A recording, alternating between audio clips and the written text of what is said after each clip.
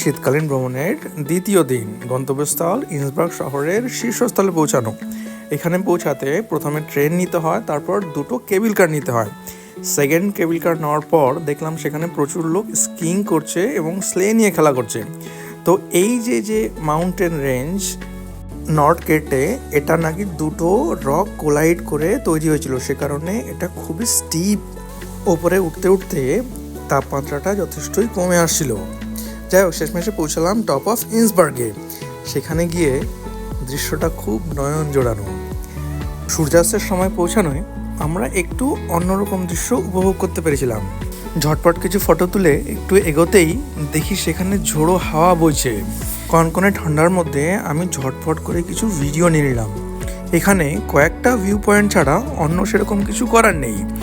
আর বেশি অ্যাডভেঞ্চারিয়াস না হয় ভালো, কারণ এখানকার স্নো খুব স্লিপারি। আমি বেশ কিছু লোককে পড়তে দেখেছি। ওই যে ওপরে যে উঁচু জায়গাটা দেখা যায়, সেখানে আপনি আপনার জীবন হাতে করে নিয়ে গিয়ে দেখতে পারেন। যাই হোক, আমি ঝটপট করে ভিডিওগুলো নিয়ে কেবিল কার স্টেশনে ফিরে এলাম।